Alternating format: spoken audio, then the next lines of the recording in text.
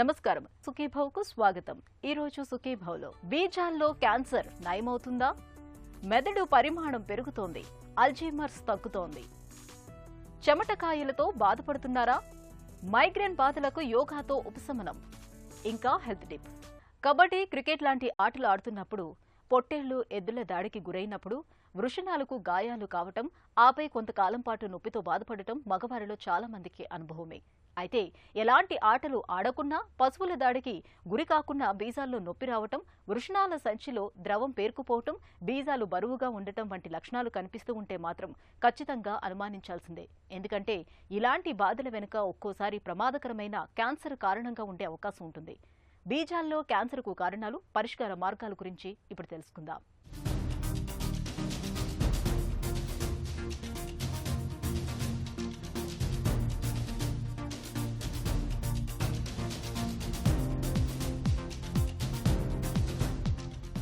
బీజాల్లో cancer, lung cancer, prostate cancer తరువాత పురుషుల్లో ఎక్కువగా కనిపిస్తుంది. మగవారిలో ప్రత్యుత్పత్తి వ్యవస్థకు మూలం ఈ వృషణాలే. సాధారణంగా 15 నుంచి 40 సంవత్సరాల మధ్య వయసు ఉన్నవారిలో వృషణాల క్యాన్సర్ ఎక్కువగా వస్తుంటుంది.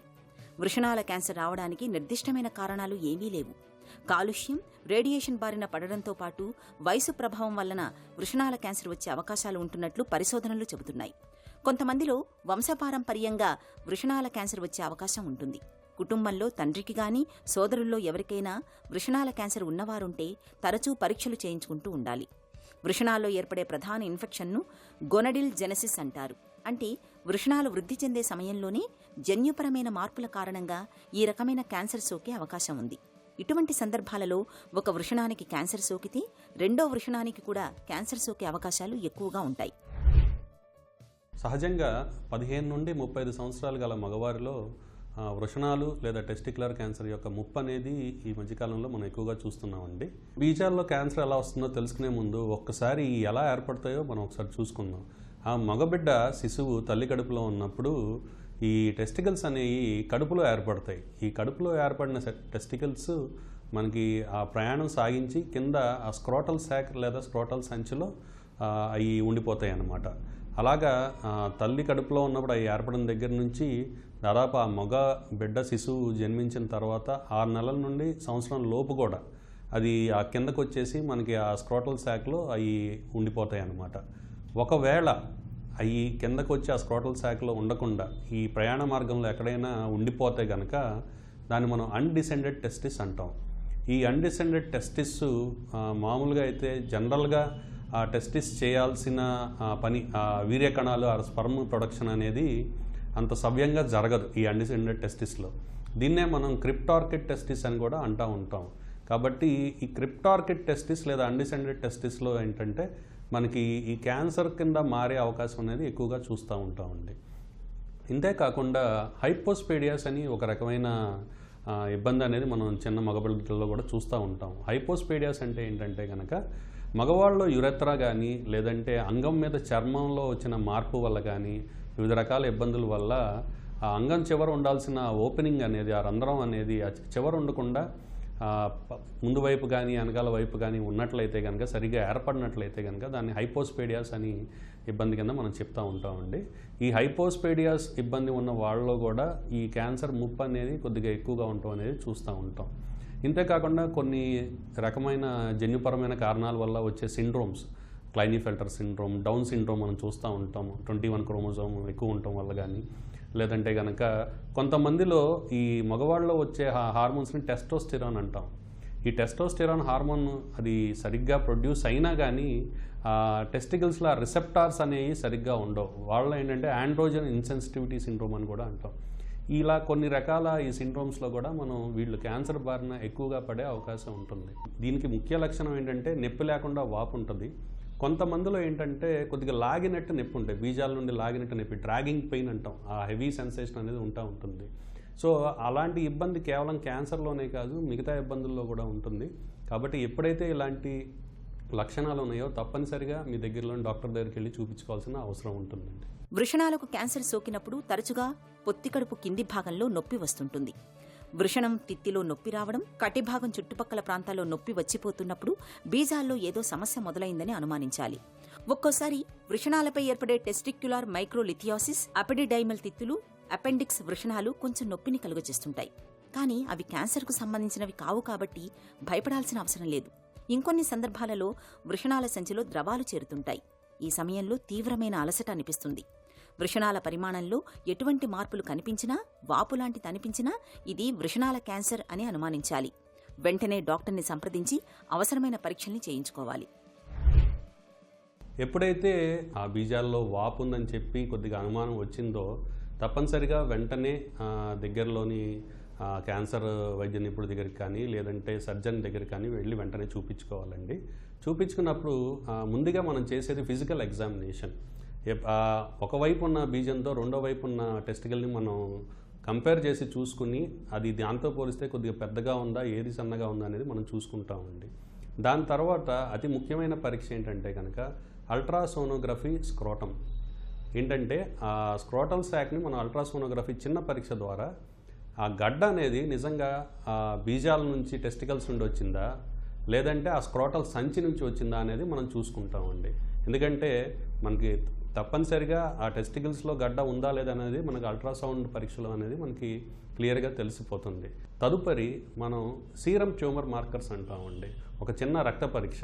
దాంట్లో ఏంటంటే కనుక alpha fetoprotein, lactate dehydrogenase, beta human chorionic గొనడోట్రాపిన్.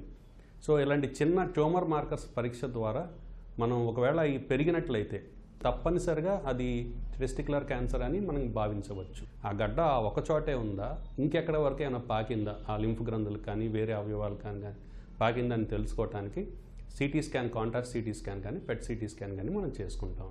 వృషణాల్లో క్యాన్సర్ను నిర్ధారించుకునేందుకు డాక్టర్లు ముఖ్యంగా CT scan, PET CT scan వంటి పరీక్షల్ని చేస్తుంటారు.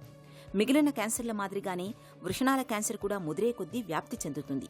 ముందుగా లింఫ్ గ్రంథుల్లోకి చేరిన క్యాన్సర్ కణాలు తర్వాత కిడ్నీలు, ఊపిరితిత్తులు, మెదడు వంటి ప్రధాన అవయవాలకు కూడా వ్యాపిస్తాయి. ఇలాంటప్పుడు పెట్ సిటీ స్కాన్ చేసిన తర్వాత క్యాన్సర్ కణాలు ఏ మేరకు వ్యాప్తి చెందాయో తెలుస్తుంది.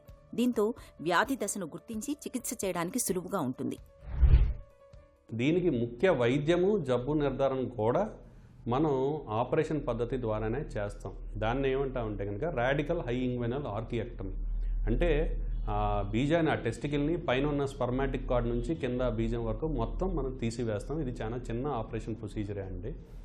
సో ఈ ఆపరేషన్ చేయటం ద్వారా మనకి రెండు విధాల మనకి మేలే జరుగుతుంది. ఒకటి ఏంటంటే లోపల ఉన్న జబ్బుని తీసివేస్తున్నాము, రెండోది జబ్బు నిర్ధారణ కూడా చేసుకుంటాము.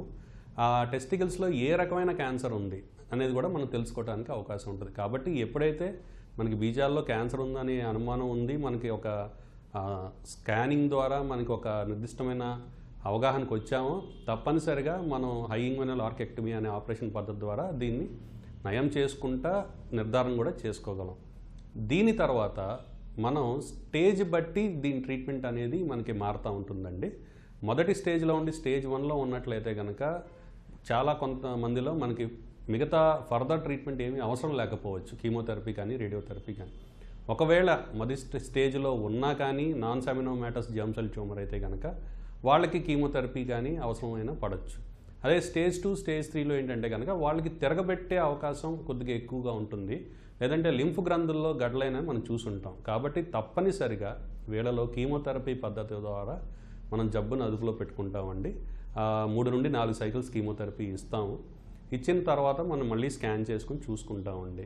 ఇక్కడ అత్యంత ముఖ్యమైన విషయం ఇంకొకటి మనం గుర్తుపెట్టుకోవాల్సింది ఏంటంటే కనుక ఈ కీమోథెరపీ అయిపోయిన తర్వాత మొదటగా ఈ గడ్డలు పాకేది కడుపులోని రెట్రోపెట్రినల్ లింఫ్ గ్రంథులకి. కాబట్టి అక్కడ ఇంకా గడ్డ ఉన్నట్టయితే కనుక ఆ లింఫ్ నోడ్ డిసెక్షన్ తప్పనిసరిగా చేయాలి. బీజాల్లో క్యాన్సర్ను నయం చేయడానికి ఆధునిక వైద్యంలో ఇవాళ చక్కటి చికిత్సలు ఎన్నో అందుబాటులో ఉన్నాయి. వృషణాల మీద కణితిని గుర్తించిన తరువాత ట్యూమర్ మార్కర్ ఉపయోగించి గడ్డ యొక్క పరిమాణాన్ని గుర్తిస్తారు. ట్యూమర్ మార్కర్ రీడింగ్ ఆధారంగా గడ్డ పరిమాణంతో పాటు దాని తీవ్రత కూడా తెలుసుకుంటారు. తదుపరి కీమోథెరపీ, రేడియేషన్, అవసరం మేరకు సర్జరీ చేస్తుంటారు. వృషణాల క్యాన్సర్ విషయంలో ఇవాళ భయాందోళన చెందాల్సిన అవసరం లేదు. మిగతా క్యాన్సర్లతో పోలిస్తే వృషణాల క్యాన్సర్ చికిత్సలో విజయావకాశాలు బాగా ఎక్కువగా ఉంటున్నాయి. వృషణాల క్యాన్సర్లలో 90% కేసులు పూర్తిగా నయమైనట్లు అధ్యయనాలు కూడా చెబుతున్నాయి. హెల్త్ న్యూస్ మీకోసం.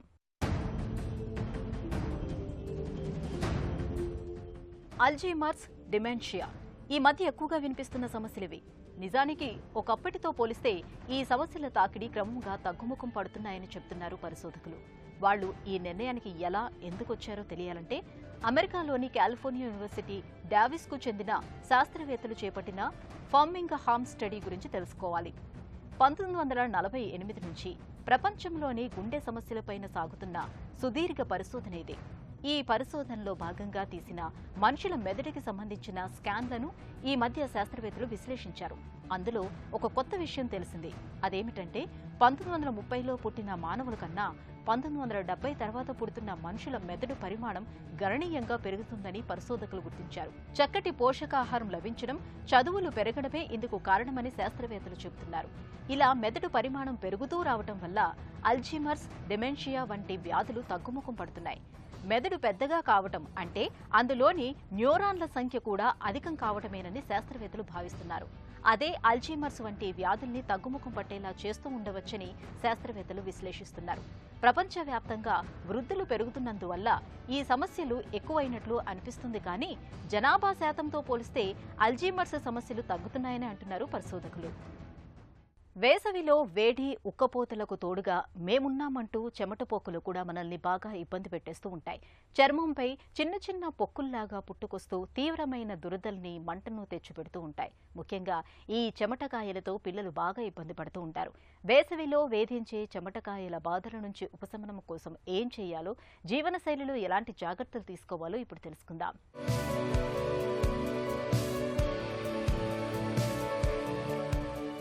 చర్మం మన శరీరానికి రక్షణ కవచం. రకరకాల ఇన్ఫెక్షన్ల నుండి, ఎండ నుండి, వాన నుండి, చలి నుండి శరీరాన్ని కాపాడడంలో చర్మానిదే ప్రధాన పాత్ర. అయితే వేసవిలో తీవ్రమైన ఎండలు, ఉక్కపోతల ధాటికి చర్మానికి ఇక్కట్లు మొదలవుతుంటాయి. భరించలేని ఈ ఎండతాపానికి మన రక్షణ కవచమైన చర్మానికి చెమటపొక్కులు మొదలుకొని సెగ్గడ్డల దాకా రకరకాల సమస్యలు వచ్చి పడుతుంటాయి. ముఖ్యంగా తీవ్రమైన ఎండవేడికి చర్మం పేలుతుంటుంది. చర్మంపై సన్నని, ఎర్రని పొక్కులు కనిపిస్తుంటాయి. వేడి, ఉక్కపోతల మూలంగా నిరంతరం చెమ్మగా ఉండే చర్మంపై చెమటకాయలు పెద్ద తెట్టులాగా పుట్టుకొచ్చి ఒకటే దురద పెడుతూ చికాకు పెడుతుంటాయి.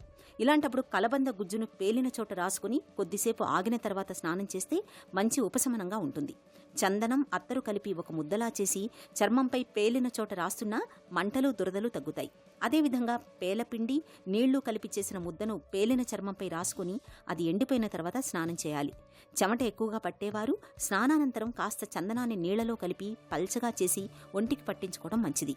తులసి ఆకులు, తమలపాకులు రెండింటినీ బాగా దంచి ఆ మిశ్రమాన్ని ఒళ్లంతా రుద్దుకొని స్నానం చేస్తే చెమటపొక్కుల బాధలు ఇట్టే తగ్గిపోతాయి.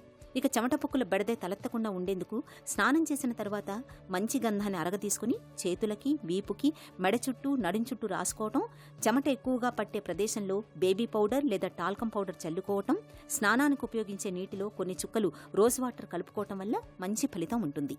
ఈ జాగ్రత్తలు వేసవిలో మన చర్మానికి చెమటపొక్కుల బాధల్ని చాలా వరకు తగ్గిస్తాయి. మైగ్రేన్ బాధల్ని భరించడం మహా కష్టం. మైగ్రేన్ మొదలైనప్పుడు తలలో ఒకవైపు సమ్మెటతో బాదుతున్నట్లుగా ఉంటుంది. తలలో నరాలు చిట్లుపోతున్నాయా అన్నంతగా నొప్పి వేధిస్తూ ఉంటుంది. చూపు మసకబారుతూ ఉంటుంది. మొత్తంగా మైగ్రేన్ బాధలు నిత్య జీవితాన్ని దుర్భరంగా మార్చేస్తూ ఉంటాయి. అయితే ఇలాంటప్పుడు నిత్యం కొన్ని ప్రత్యేకమైన యోగాసనాన్ని సాధన చేస్తూ ఉంటే మైగ్రేన్ నుంచి మంచి ఉపశమనం పొందవచ్చని చెబుతారు నిపుణులు. మైగ్రేన్ బాధల నుంచి ఉపశమనం పొందటానికి నిత్యం చేయాల్సిన యోగాసనాలు, వాటి సాధనలో మెలకువల గురించి ఇప్పుడు తెలుసుకుందాం.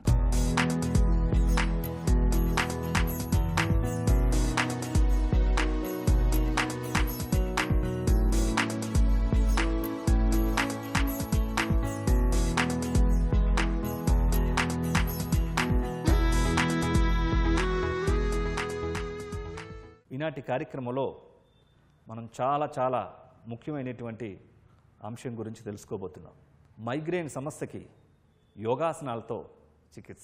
ఇందులో పాదహస్తాసనం మరియు శశాంకాసనం, ఆదిముద్ర ఇవి ఒక వజ్రాయుధాల్లాగా మైగ్రేన్ సమస్యకు ఉపయోగపడుతూ ఉంటాయి.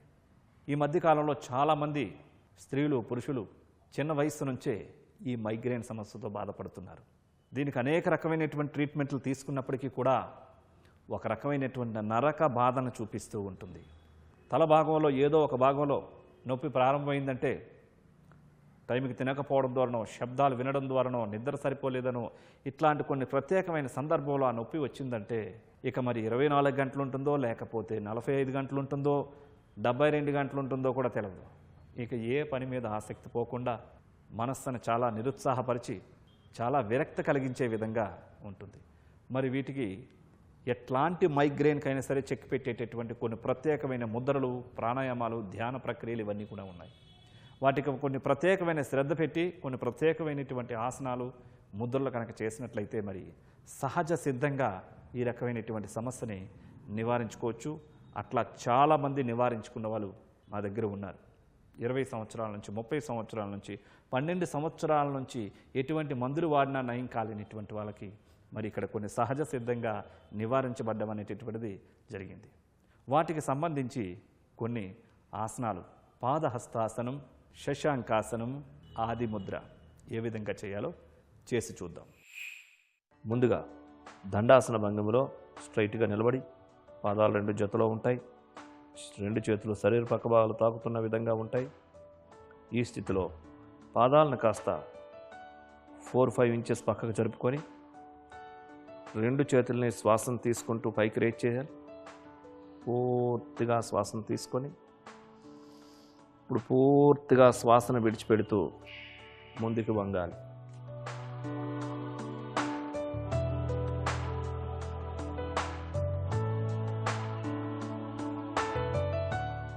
One, 2, 3, 4, 5, 6, 7, 8, 9, 10, 11, 12, 13, 14, 15, 16, 17, 18, 19, 20, 21, 22, 23, 24, 25, 26, 27, 28, 29, 30.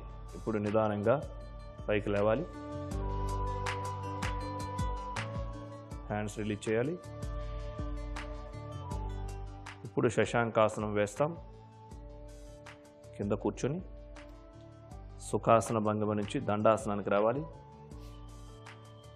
ఇప్పుడు 2 కాళ్ళు ఫోల్డ్ చేసి వజ్రాసనానికి రావాలి. 2 చేతులు వెనకాతలు పట్టుకోవాలి. శ్వాసను పూర్తిగా తీసుకోవాలి. శ్వాసను విడిచిపెడుతూ ముందుకు వంగాలి.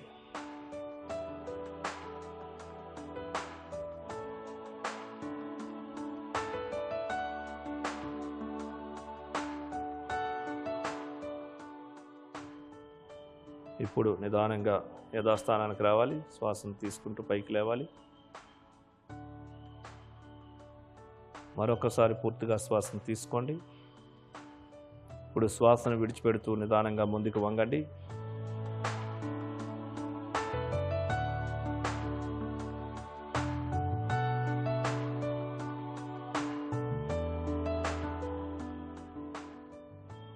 ఇప్పుడు నిదానంగా పైకి లేస్తూ శ్వాసను తీసుకుంటూ 2 చేతులు రిలీజ్ చేసి ఇప్పుడు ఆది ముద్ర చేస్తాం. అరిచేతులు 2 సమానంగా ఉంటాయి. ముందుగా బొటన వ్రేళ్ళ అరిచేతిలోనికి మడిచి దాన్ని మూసివేస్తూ 4 వ్రేళ్ళు ఫోల్డ్ చేసి తొడల మధ్య భాగంలో ముద్రను బోర్లించి ఉంచి వెన్ను నిటారుగా ఉంటుంది. షోల్డర్స్ రిలాక్స్గా ఉంటాయి. ఈ స్థితిలో ముద్ర విశ్రాంతిగా ఉంటుంది. కళ్ళు మూసుకొని గమనమంతా శ్వాస పైన ఉంచి పూర్తిగా నిదానంగా శ్వాసను తీసుకుంటూ నిదానంగా పూర్తిగా శ్వాసను విడిచిపెడుతూ పూరక, కుంభక, రేచక, శూన్యక నియమాలు, నిష్పత్తులను పాటిస్తూ ప్రాణాయామం చేయాలి. గమనమంతా శ్వాస పైనే ఉండాలి.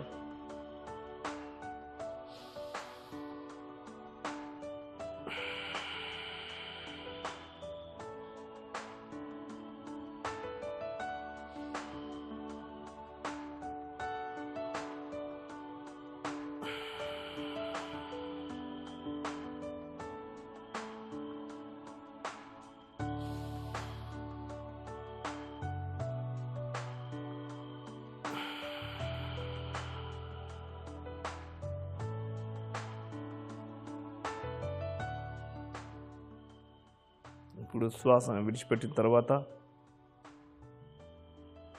ఆపాలి. నిదానంగా కళ్ళు తెరిచి ముద్దను రిలీజ్ చేయాలి. వజ్రాసనం నుంచి బయటికి రావాలి.